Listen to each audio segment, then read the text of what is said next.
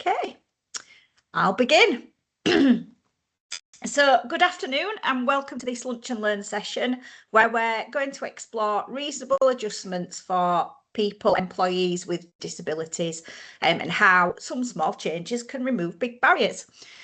So for those of you that don't know me, I'm Yvette Whitwam from Beanstalk HR, and I'm going to be looking at making the reasonable adjustments, so what the legal duty is and other reasons why it's a good thing to do. And then I'm going to be handing over to Aaron Craven from OT4Life, and he's going to be talking about his field of expertise, which is occupational therapy. And he's going to be talking about how he can help employers and other occupational therapists can help employers with those duties to implement reasonable adjustments, and also about carrying out occupational health assessments and things. So if you've got any questions, as I've mentioned already, we'll do them at the end. We'll be happy to stay on if it needs to run over a little to answer questions. But yeah, bear in mind confidentiality as it's been recorded. So let's crack on then. So 2 minutes. Sorry, you'll have to excuse me, I've got quite a cough. A worry that employers can have is that making adjustments for disabled employees is going to be really costly. And first of all, just to kind of think about it from, a practical point of view, not all just adjustments do need to be costly. So things like flexible starts and finish times can have a massive impact. It can allow people to manage their pain and fatigue and their medication schedules. Hybrid working, which most organisations already have as part of their infrastructure. It can help with mobility barriers and things like, the strain from commuting. And things can be added in that are just regular support. So more check-ins with managers, doesn't need to cost much more than a bit of time and attention. And things like adjusting communications methods. So you might use Teams instead of phone calls, or, provide agendas for meetings in advance or interviews and things. So lots of these things can be quite simple and free and inclusive. But occasionally you will need to spend, and there's a bit of an ROI to doing this. So the things that making adjustments helps to do is to remove barriers from work. The obvious thing really, because that's what it's for, and that helps with your employee attraction and retention. It can help you to improve the diversity of your workforce, which has been shown to improve organisational outcomes all round. And it can reduce the cost of absence. So if you can make adjustments, then perhaps you're going to have less absence, and it can help to increase productivity, reduce employee turnover. And it's helping you to make fair and defensible decisions if you get to the unfortunate position that you might have to, for example, make an ill health capability dismissal. And obviously it helps you mitigate the risks of employment claims directly resulting from failing to make those adjustments. And those claims have got uncapped compensation, so they are claims you want to be avoiding. So if we look at the law on this then to start with. So the Equality Act was brought in 2010. Sorry, just let Becky in. Hi Becky, we've just started. We're recording, just to let you know. Hi, and thank you. Sorry. So the Equality Act brought in 2010 to simplify equality law, and it brought together 116 different bits of legislation to protect groups of people that already had protections in place. So as I've said, when an employer breaches the Equality Act, then a tribunal can come, which is a civil claim, and that risk of a fine or a remedy if discrimination is found to have occurred is uncapped, so it can be huge.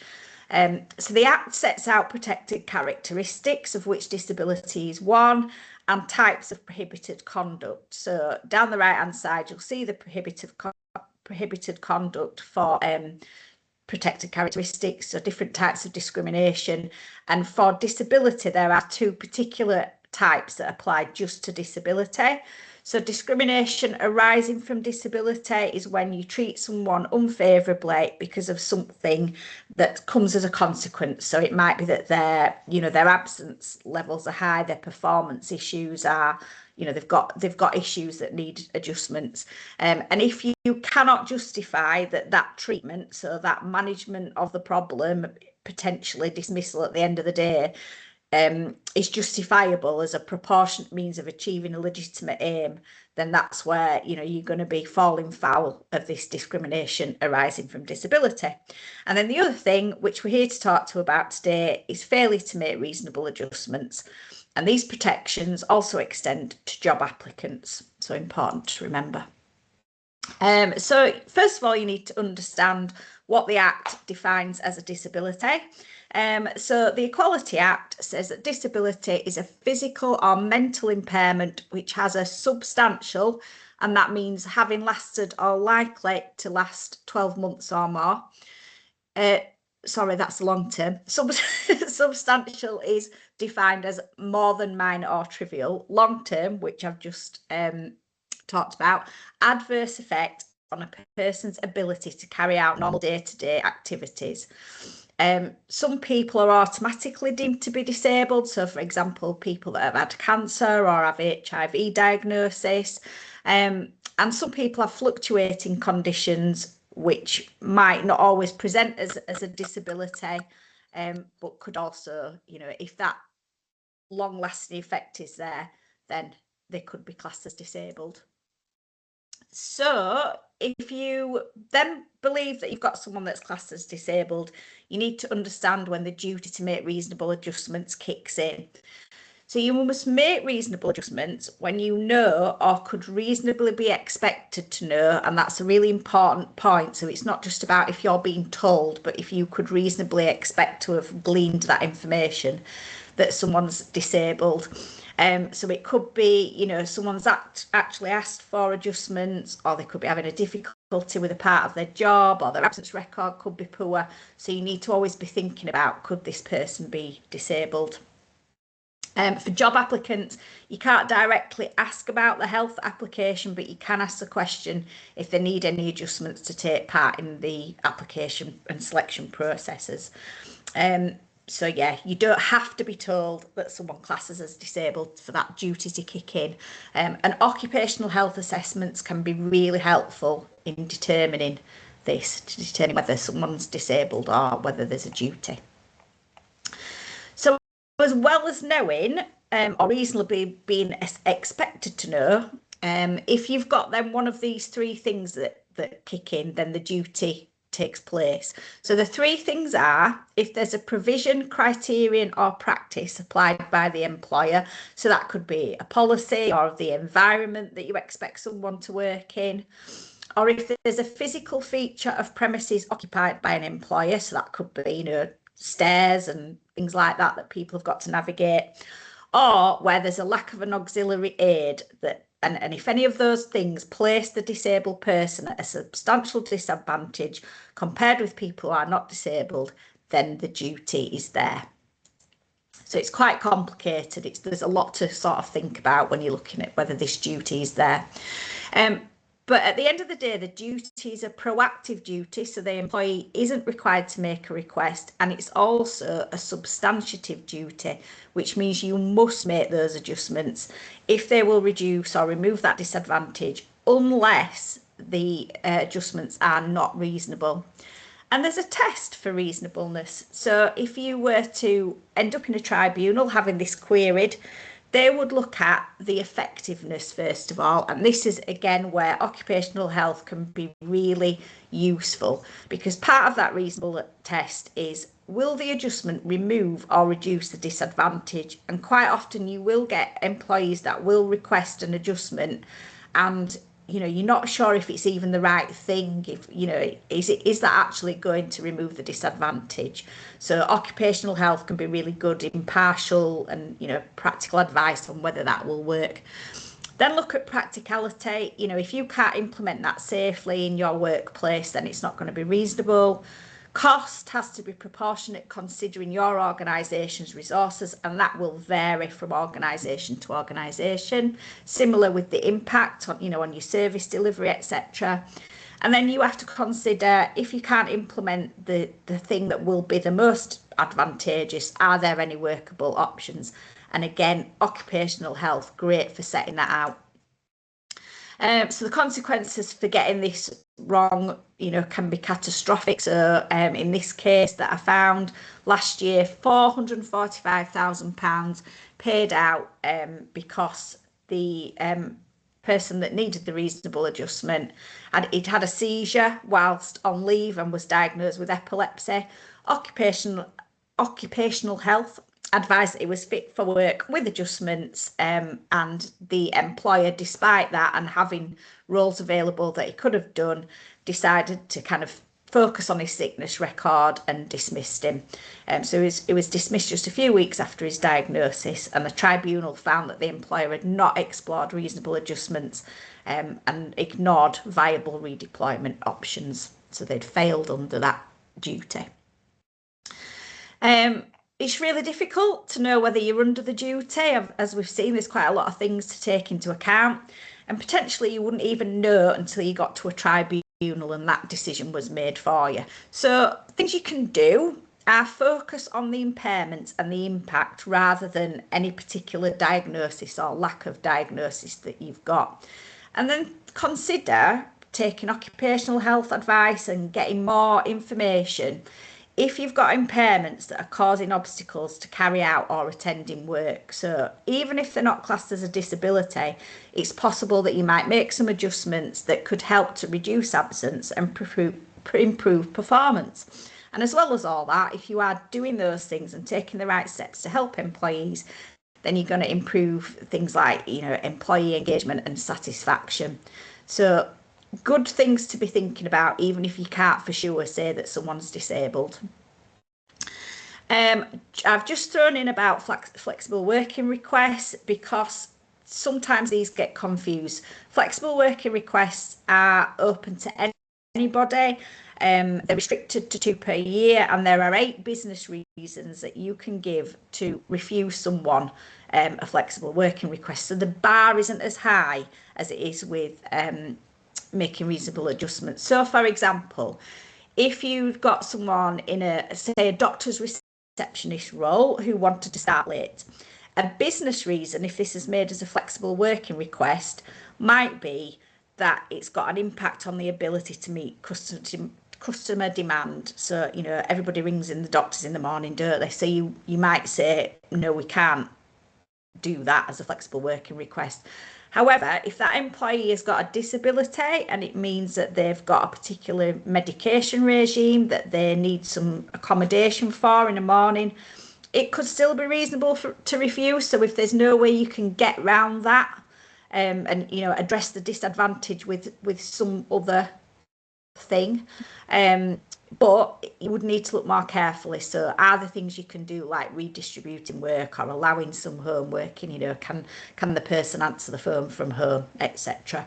And again, all based on your resources, but there's that extra level of needing to consider that you need to do.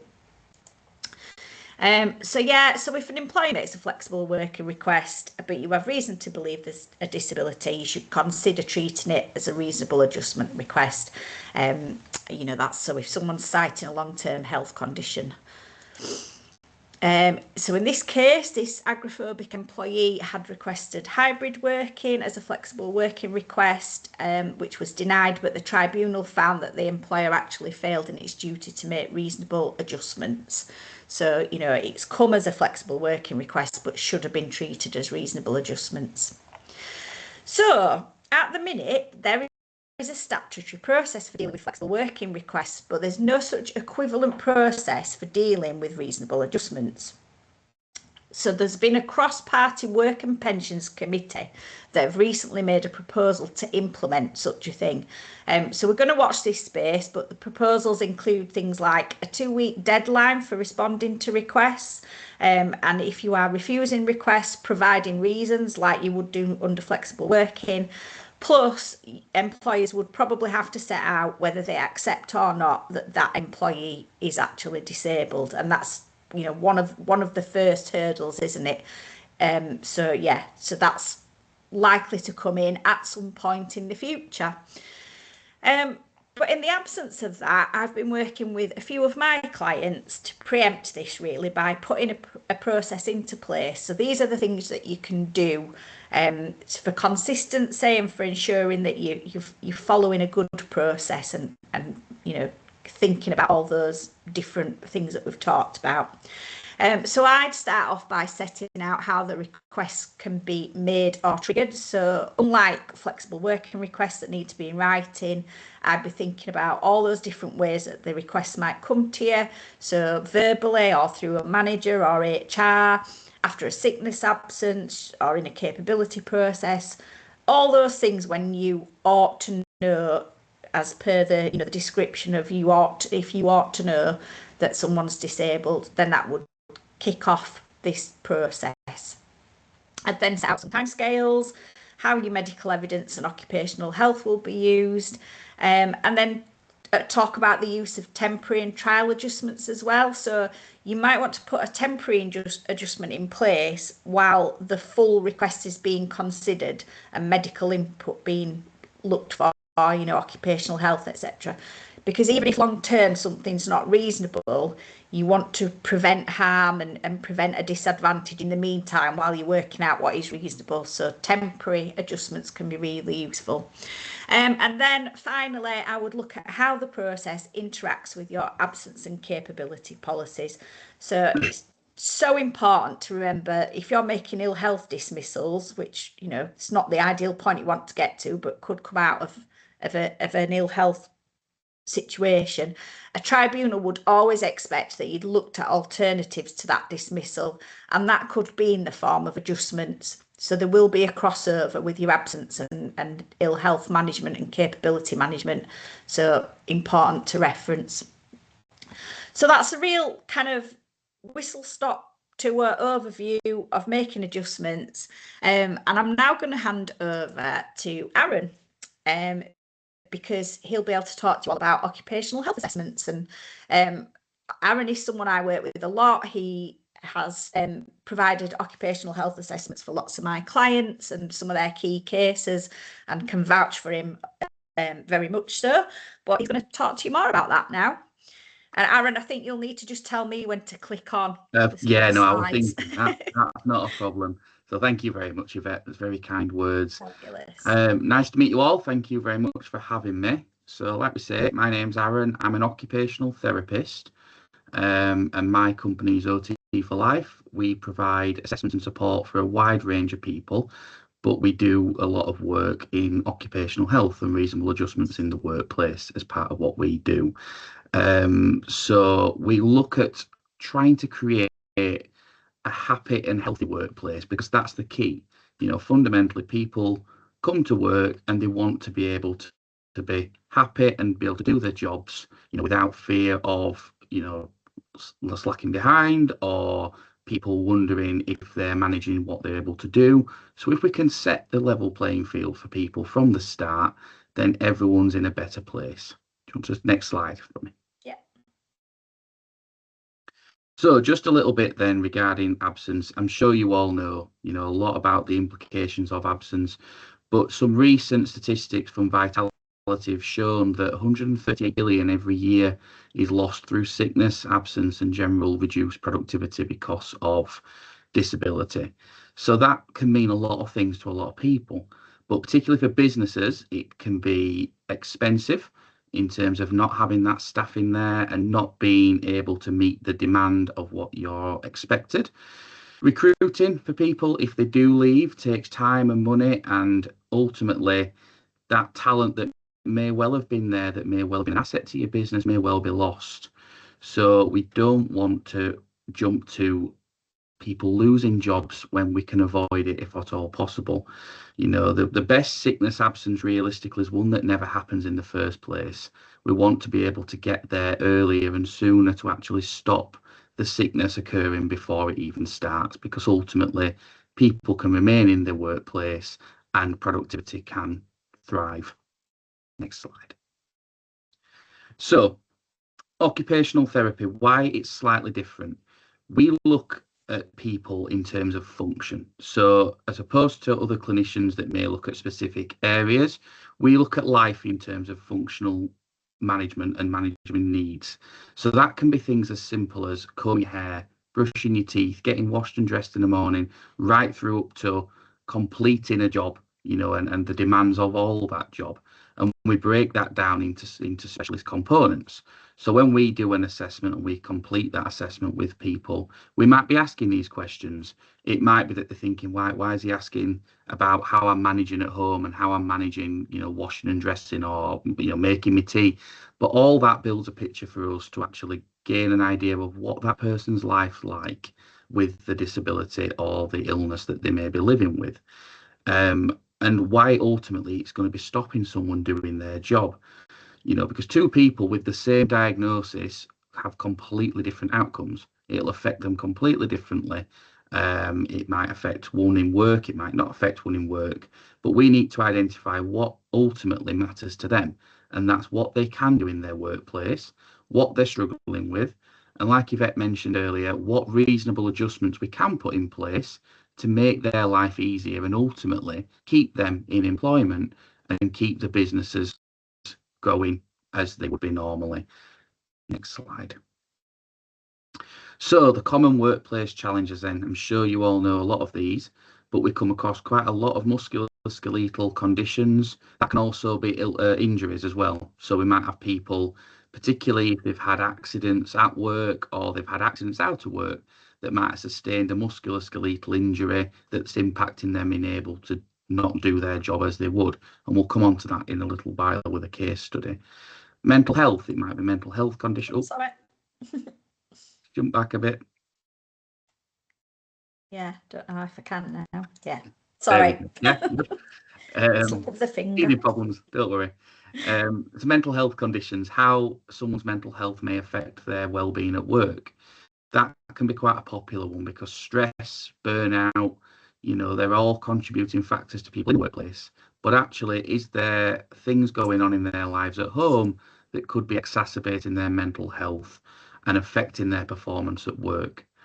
Hand in hand with that is fatigue. That can often be a factor that can impact someone at work, but actually, should we be looking at what's going on at home that may well be causing that fatigue to, spill into the workplace? Neurodiversity, it's something that's coming up more and more currently, and it's something that we are helping a lot of people with.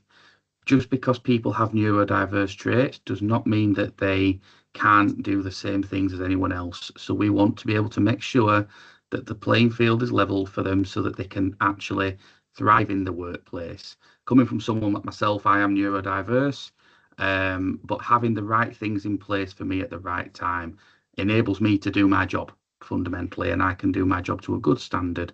So we should be able to facilitate that for a wide range of neurodiverse conditions. And long-term health conditions, that can be things such as your comorbidities. It could be, kind of battling long-term illnesses, cancers, neurological conditions, or maybe someone that's had an acute spell of being unwell. It might be something like a stroke or a heart attack, but actually they want to try and get back into work because ultimately work is a big part of life. It gives people meaning, it gives people structure, them social relationships. Obviously, there's the financial aspect of it too. But, a lot of the time, people are functional beings, and we find that actually having access to work and a role and a purpose greatly improves people's lives. So if we can try and get people to manage them long-term health conditions or recover from a long-term health condition in order to get back to work, that's the best goal we can go through. And we would look at all of these, like we've said there, is as an individual person-centered approach. So that brings us on to the next slide. So why occupational therapy and occupational health makes that difference?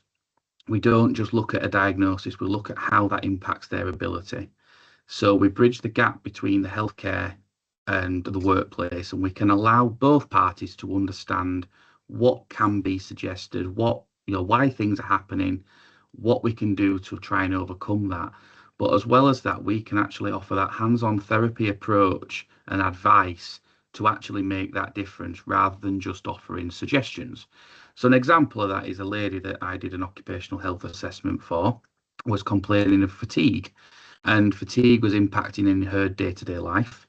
actually, when we dug deeper and we asked all the questions we've talked about in terms of day-to-day life, her mobility due to joint problems was actually affecting her ability to get upstairs to bed, and she wasn't able to access a bed, so she was sleeping in a chair or a sofa, obviously then impacting on sleep and her fatigue and her mood at work. So what we did was, working with her, we suggested that we look at, actually, can we adapt the property? Can we adapt what she's got going on at home through other sources? It may well be statutory services get involved, but can we make life easier at home for her to improve her performance at work? So that's just an example of how we look at an holistic approach and take people's day-to-day lives, and actually how can that spill into a workplace both ways, positively and negatively. We improve the home life, the work life improves, or vice versa. Sometimes we improve the work life, home life can improve. So it's looking at it rather than as two separate entities and just as a diagnosis and this is what we suggest. It's how we can blend the two together to actually capture that whole picture. Next slide. So we look at this in a way called the PEO model. So that's probably foreign to all of you. So I'll just give a whistle stop tour of that.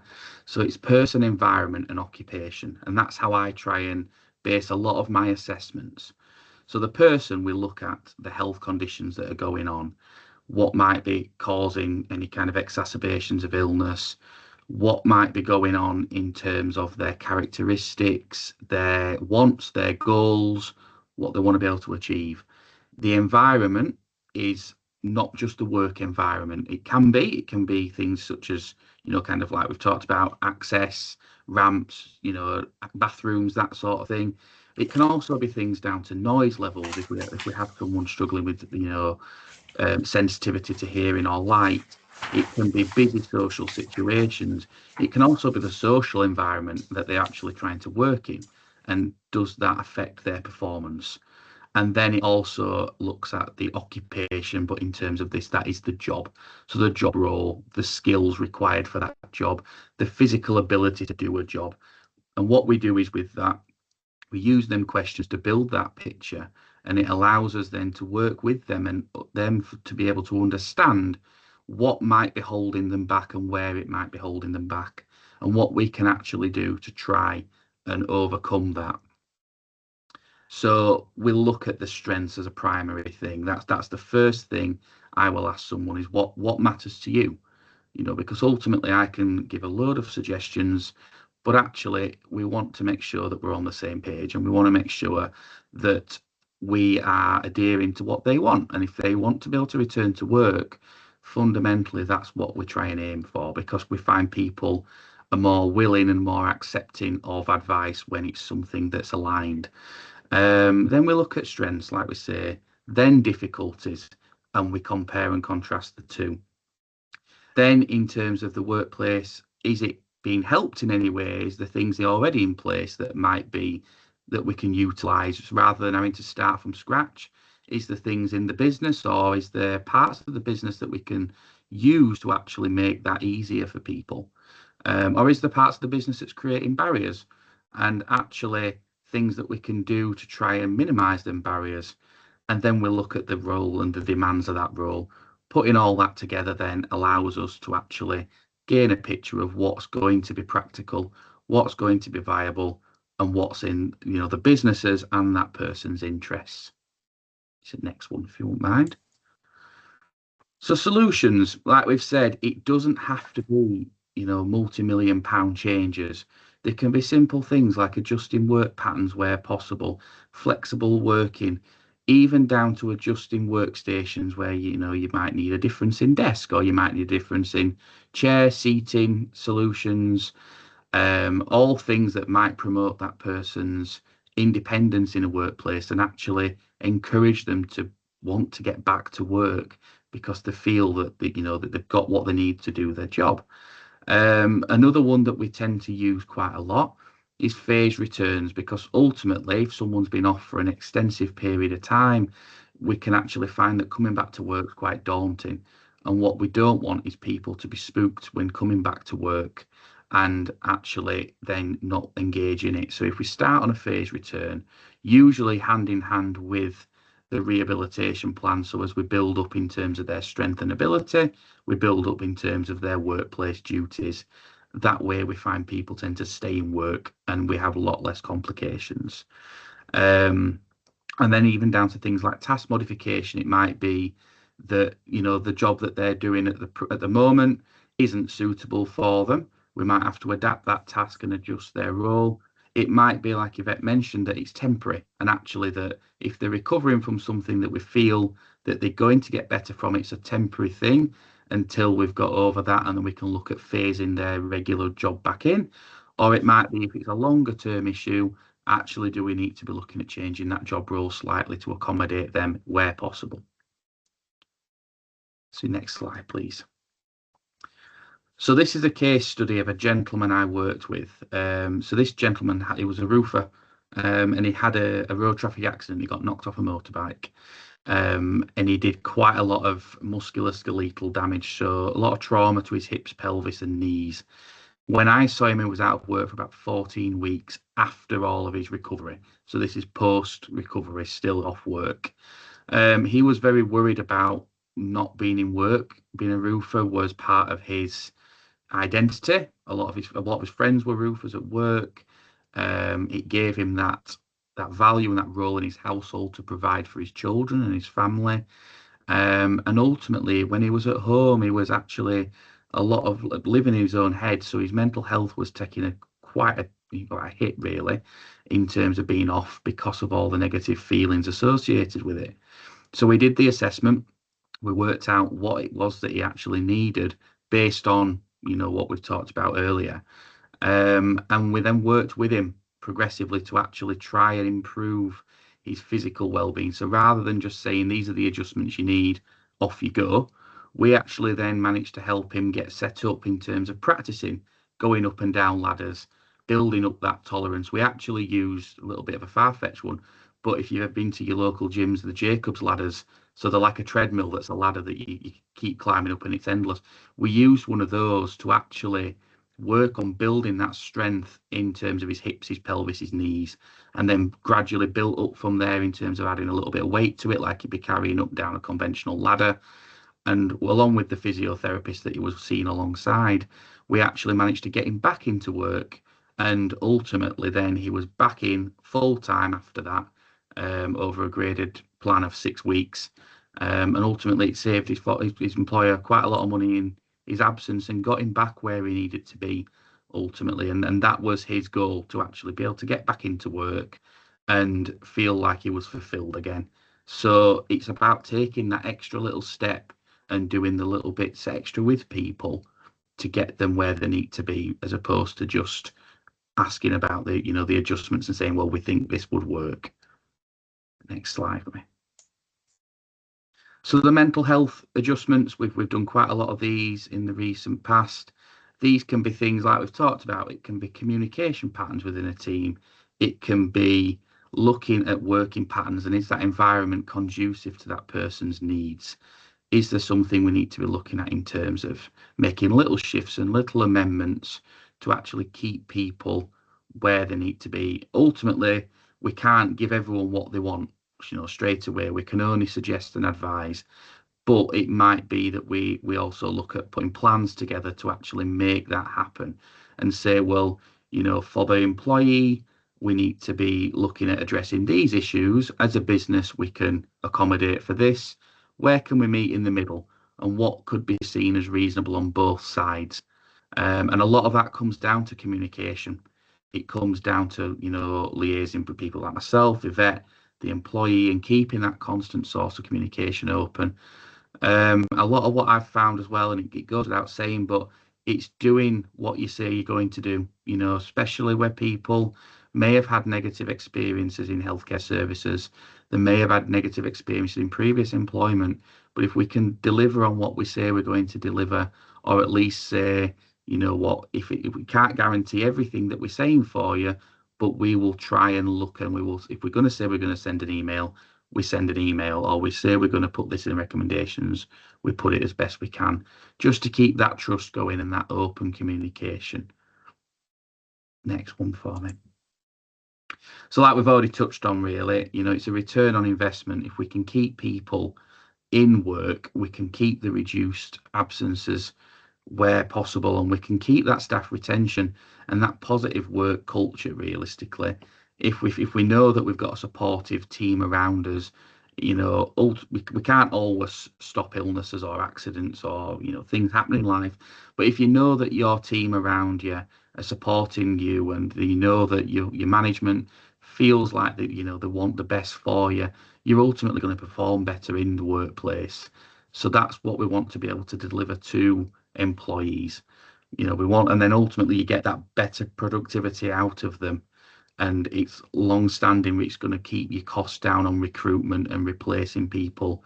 And for people like me, we often find that actually when you can do that and you can keep someone in a work and keep them where they want to be, that's the best thing possible, because we don't want to lose people. We don't want to go to tribunal. If we can come to an arrangement or an agreement, or give someone a portion of their life back without making it difficult, that's the best thing for everyone, really.